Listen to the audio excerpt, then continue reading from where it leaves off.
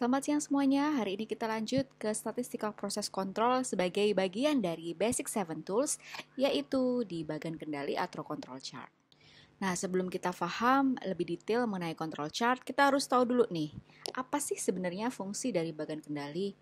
Nah, kita memiliki 5 fungsi dari bagian kendali. Yang pertama adalah untuk memonitor variasi proses selama kurun waktu tertentu.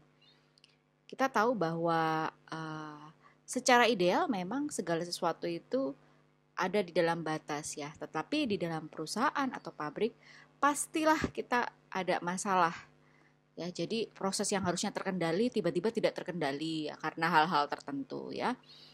Nah, hal-hal tertentunya itu apa? Bisa bermacam-macam. Seperti mesin, tentu mesin itu kadang-kadang ada rusaknya ya, sehingga menyebabkan downtime. Nah, kalau mesinnya itu downtime, otomatis proses itu jadi terkendala ya nggak sih, dia jadi bottleneck. Dan itu jadi masalah di perusahaan. Karena di perusahaan kita sudah bermain dengan kuantitas ya. Jadi macet satu alat saja sudah ngefek nanti ke final produknya ya. Kuantitas yang mau kita selesaikan dalam per hari. Nah, yang kedua adalah untuk membedakan variasi special cost dan juga common cost, di mana ini nanti kita jelaskan ya istilah-istilah ini pengertiannya. Tetapi intinya adalah common cost itu adalah dia variasi proses yang masih ada dalam range kita, sedangkan untuk special cost itu yang dia di luar batas kita. Artinya ini tidak kita inginkan ya untuk yang special cost. Gitu. Kemudian yang ketiga adalah mengetahui efektivitas perubahan suatu proses. Misalnya nih, kalau di perusahaan mungkin kita memiliki alat yang baru, kita mengganti alat atau alatnya barusan direparasi mesinnya, atau mungkin kita memiliki supplier baru dan supplier baru itu kita tidak tahu nih dia berbeda nggak dengan yang lama mungkin ya, sehingga pasti efektivitasnya akan berbeda. Kemudian yang keempat adalah untuk mengetahui performance suatu proses. Jadi ini gunanya, bagus banget gunanya itu untuk menyelesaikan masalah si bagian kendali itu. Dan yang terakhir adalah mengendalikan dan menganalisis parameter fisik, kimia, dan biologi produk. Ya, misalkan khususnya jika di dalam perusahaan itu mulai mencurigai beberapa anomali-anomali ya. Contohnya misalkan satu, variasi berat final produk ya. Mungkin perusahaan curiga produknya beratnya tiba-tiba variasinya jadi berbeda-beda begitu. Nah, kecurigaan itu kan kita harus memiliki data. Nah, data itulah yang nanti kita bisa kumpulkan dan kita gunakan, kita masukkan ke bagian kendali untuk cek apakah memang kita tuh masih dalam masih terkendali atau tidak gitu ya. Kemudian aplikasi yang lainnya mungkin untuk ketebalan biskuit, kemudian mengetahui volume filling pada pengalengan, kemudian untuk juga mengatur viskositas produk dan lain sebagainya. Nah, sebuah grafik bagian kendali itu dilengkapi beberapa garis, yaitu yang pertama adalah upper control limit atau garis kendali atas, kemudian ada lower control limit atau garis kendali bawah, dan yang ketiga adalah center line atau garis tengah. Nah, seperti yang saya tunjukkan tadi ya, bahwa ini adalah contohnya adalah ini adalah bagian kendali ya, dengan sumbu X di sini adalah waktu. Mungkin kita mengambil sampelnya per hari, tiap hari selama 2 minggu mungkin ya. Nah, itu masuknya ke dalam waktunya. Kemudian yang sumbu Y itu adalah pengukuran proses. Tergantung mau proses apa yang mau kita pakai. Misalnya kalau misalkan berat produk ya berarti dia berat produknya begitu. Kemudian kita juga ada namanya center line di sini, garis tengah. Kemudian ada LCL yang tadi disebutkan ya, UCL juga. Nah, kemudian di tengah ini kita memiliki yang namanya common causes atau change causes ya. Artinya adalah kalau dia sesuatu titik-titik atau pengukuran yang kita lakukan itu masuk ke dalam range di sini, yang warna hijau ini, artinya dia disebut random atau natural variation. Jadi masih oke ya, masih dalam batas pengendalian kita ya. Berarti nggak masalah ya, proses itu masih terkendali intinya. Nah, tentu jelas ada variasi ya di dalam range ini. Kemudian yang kedua adalah special cost, ya, yaitu di luar LCL dan UCL, ya, di bawah LCL dan juga di atasnya UCL. Nah, kalau sebuah titik atau pengukuran kita ternyata banyak yang ada di luar UCL dan LCL, ya, di tempat yang warna merah ini artinya ada sesuatu yang tidak beres. Nah, berarti tidak terkendali. Nah, efeknya apa kalau tidak terkendali? Berarti adalah ada sesuatu yang harus kita perbaiki di dalam proses tersebut. Oke, tadi di slide sebelumnya ditunjukkan ya seperti apa sih bagian kendali yang benar. Nah, bagian kendali ini kita harus bisa baca. Ya, kapan dia disebut normal, kapan dia disebut abnormal. Nah, secara garis besar, semua titik grafik yang dia letaknya itu di antara UCL dan LCL, ya, di tengah-tengah, ya, di dalam range UCL dan LCL itu dianggap normal. Dan yang kedua, tidak ada bentuk khas dari sekelompok titik yang berada di antara UCL dan LCL. Nah, apa itu bentuk khasnya? Kita lanjut ke slide berikutnya, ya. Bentuk-bentuk khas abnormal itu ada beberapa macam. Pertama adalah pelajuan atau run, ya. Jadi intinya itu terjadi kalau ada sekelompok titik yang berurutan yang terletak di satu sisi garis pusat, ya.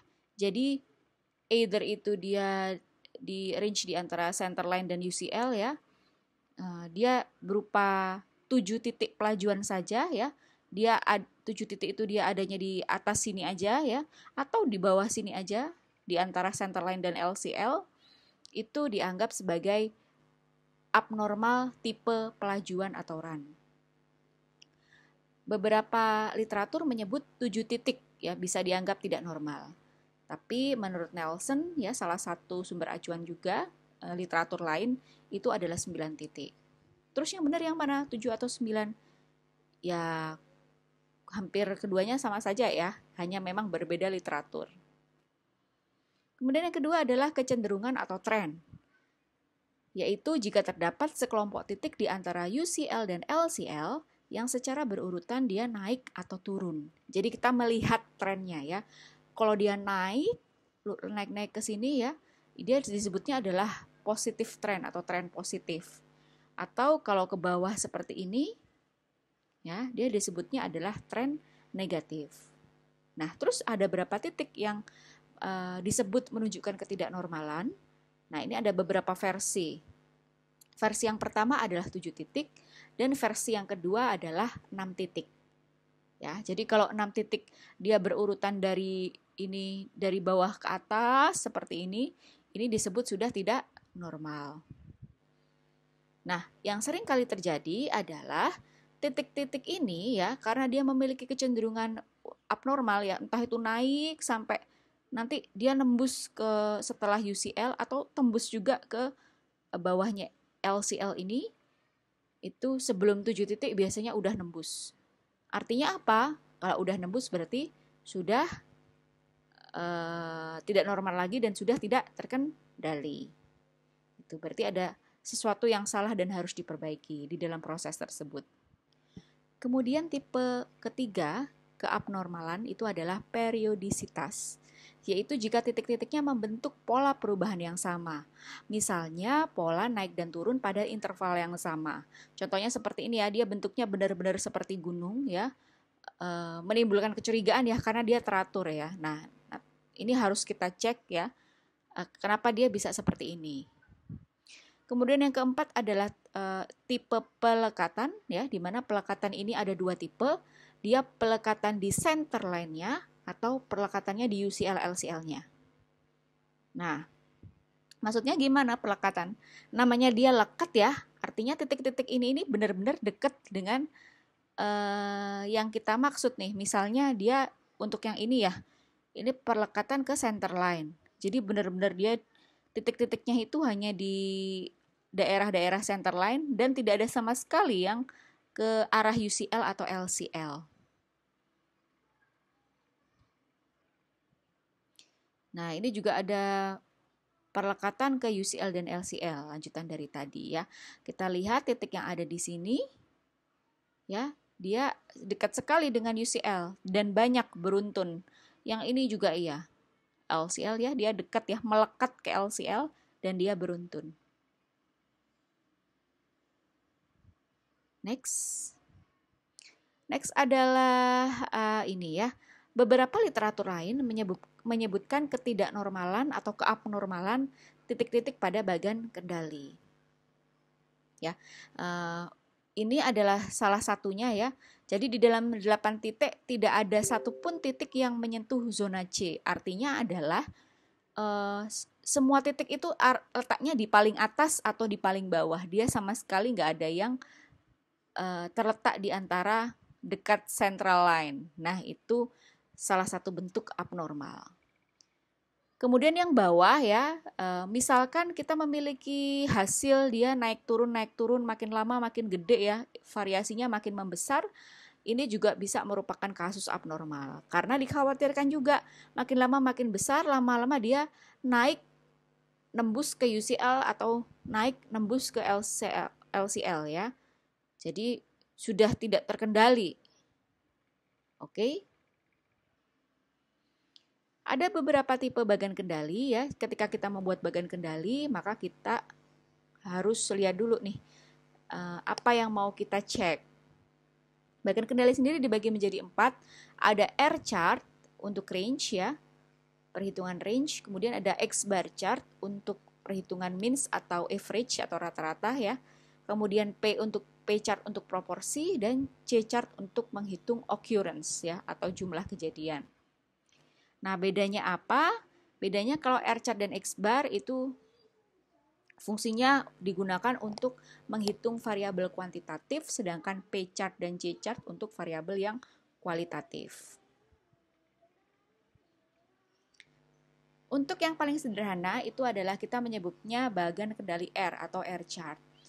Contohnya adalah seperti ini. Jadi di sini ada sebuah tabel.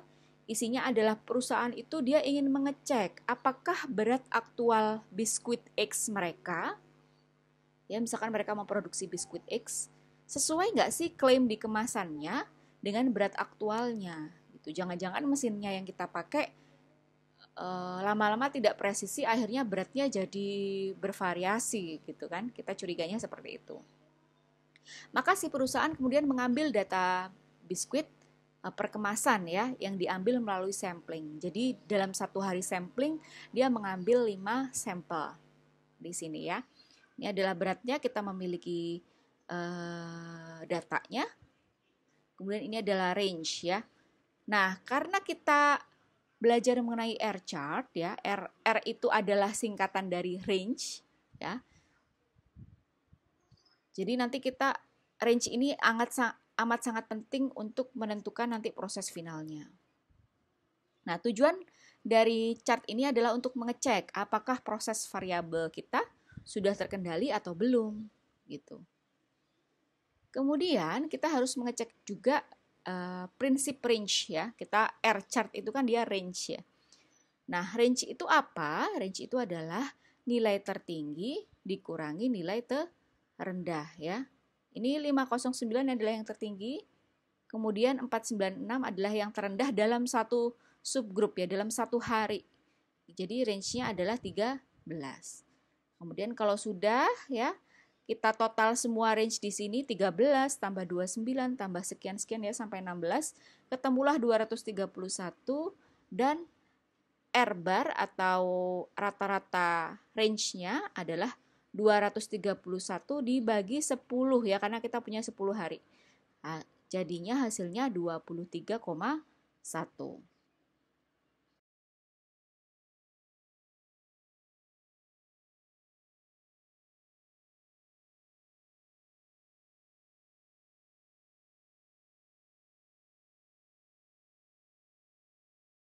Nah, sampai sini apakah kita sudah selesai membuat R chart? Tentu belum ya, karena kita perlu menghitung UCL dan LCL-nya. Baru kita bisa mendapatkan gambaran utuh R chart yang seperti ada di gambar kiri bawah. Oke, tapi nilai yang sudah kita keep tadi adalah R bar ya, atau average atau rata-rata dari range ya. Tadi kita ketemu 23,1. Sekarang kita menghitung LCL dan UCL. LCL rumusnya apa? Yaitu adalah D3 dikalikan R bar. R bar tadi kita udah ketemu ya, 23,1. Kemudian UCL-nya adalah sama dengan D4 dikalikan R bar. Sama, dia juga udah ada 23,1. Nah, cuman pertanyaannya, kita dapat D3 dan D4 dari mana nih? Ya enggak? Nah, dari mana? Nah, ini adalah dari tabel khusus ya. Kita memiliki tabel, namanya tabel konstanta bagan kendali. Itu udah dibuat oleh ahli matematikawan, jadi kita tinggal pakai aja sesuai hama yang kita cari. Jadi contohnya itu LCL-nya D3, maka D3 kita cari ya, dan D4 di sini. Kemudian kita tinggal cari sampel size-nya. Tadi di awal kita sudah bicara bahwa sampel yang kita ambil itu dalam sehari itu ada 5 sampel. Ya, berarti artinya sampel size-nya ada 5. Lalu kita tarik garis ya, ketemulah dia 0 dan 2,114 ya. Jadi dimasukkan lagi D3-nya 0, D4-nya 2,114, lalu ketemulah LCL dan UCL-nya ya. LCL-nya 0 dan UCL-nya 48,83. Udah, berarti udah bikin garisnya kan? Center line ketemu, UCL ketemu, LCL ketemu, maka selanjutnya adalah memplotkan grafiknya, data sesuai dengan datanya. Terus data apa ini yang dimasukkan yang dia berbentuk grafik ini? Kalau di sini adalah data range-nya atau jangkauannya. Jadi bukan data aslinya, bukan data berat badannya ya, tetapi range-nya. Jadi sumbu Y ini adalah range. Sampai sini paham ya? Nah, jangan lupa nih, setelah kita mengoplotkan nilai-nilai ke bagan kontrol, kemudian menentukan UCL dan LCL-nya, jangan lupa ya, chart tadi atau bagan kontrol tadi, kita interpretasikan hasilnya, apakah tergolong normal, ya. Normal itu maksudnya terkontrol atau terkendali secara statistik, atau dia adalah abnormal. Nah, kriteria abnormal kita sudah pelajari ya tadi di slide-slide sebelumnya. Hampir mirip dengan bagan kendali R atau R chart tadi, sekarang kita masuk ke bagan kendali X atau X bar chart, atau kita sebut juga X chart juga bisa. Ya, jadi yang tadi disebutkan R chart dan X chart itu sama-sama untuk variabel yang kuantitatif. Jadi yang X chart ya namanya juga X ya, itu relatednya ke mean atau rata atau average ya, sama saja. Jadi fungsinya adalah untuk memonitor mean atau rata data proses kita. Kurang lebih caranya hampir mirip ya. Kita menghitung center line-nya, kemudian menghitung UCL dan juga LCL-nya. Apa yang membuat X bar ini berbeda dengan R bar itu adalah di sumbu Y-nya. Kalau tadi di R bar kita sumbu Y-nya adalah range atau jangkauan ya. Nah, jadi masing-masing titik di sini adalah misalnya titik 1 ya, satu ini kan dalam satu hari ini adalah rata-rata range ya untuk R chart tadi. Begitu 22 dan seterusnya. Nah, untuk X bar chart ya, itu sumbu Y-nya ini adalah X-nya atau mean-nya, rata-rata. Ya, jadi bukan range ya, tetapi rata-rata. Jadi pertama seperti biasa kita membuat atau menghitung center line-nya dulu dengan menghitung grand average-nya X bar ya, menggunakan rumus ini, kemudian menghitung UCL dan juga LCL-nya dengan rumus yang ya hampir-hampir mirip lah dengan yang tadi. Nah, ini adalah contoh studi kasusnya yang lain ya. Jadi ini ada perusahaan, dia ingin mengecek nih, apakah ketebalan biskuit mereka ini masih terkendali?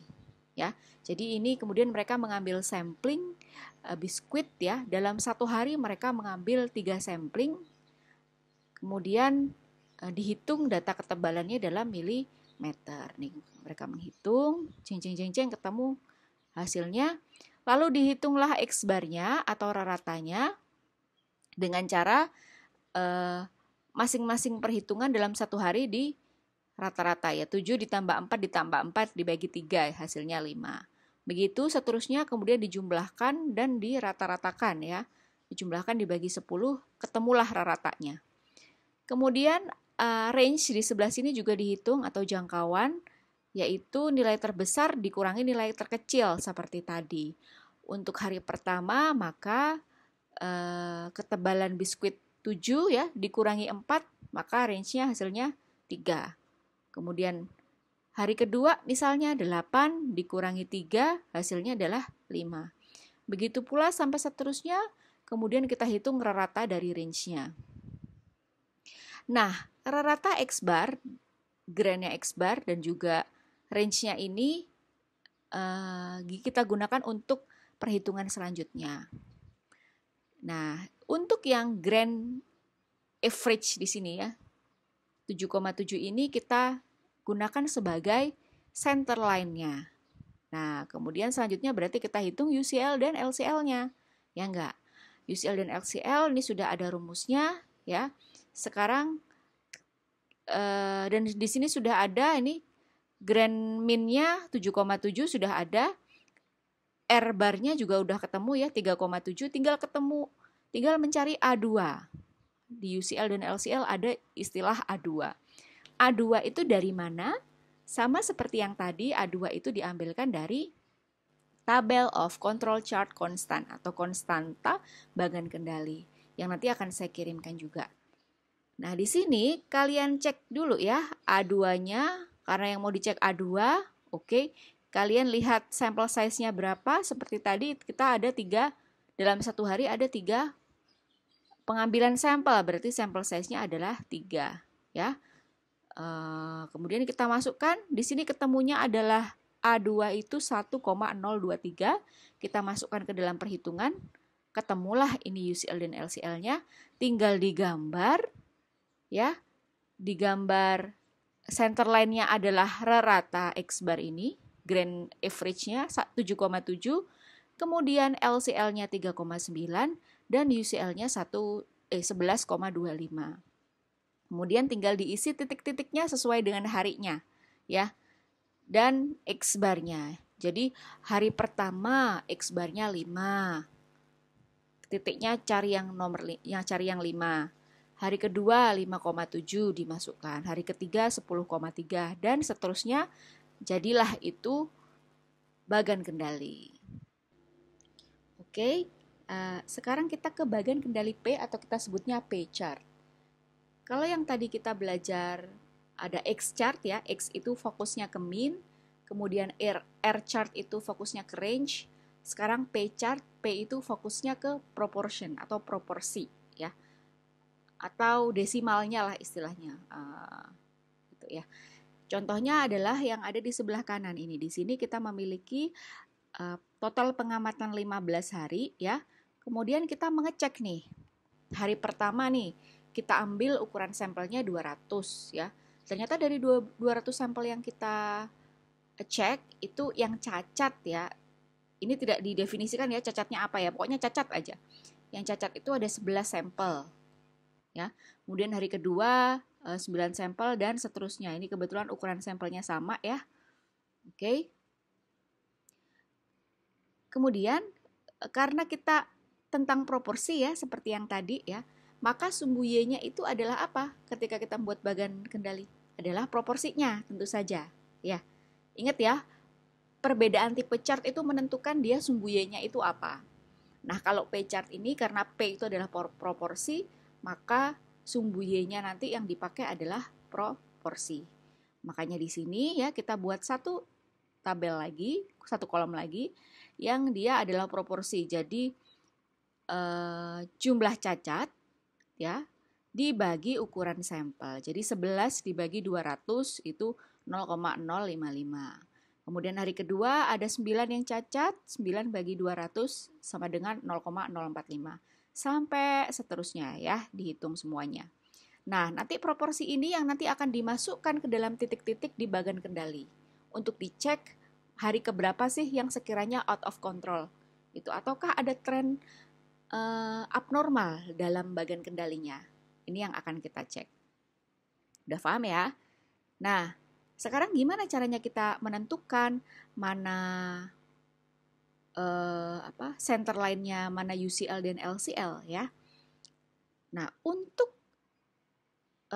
center line dulu ya. Center line kita menggunakan rata proportion di sini ya. Jadi rata proportion itu adalah berapa? Total defektif ya.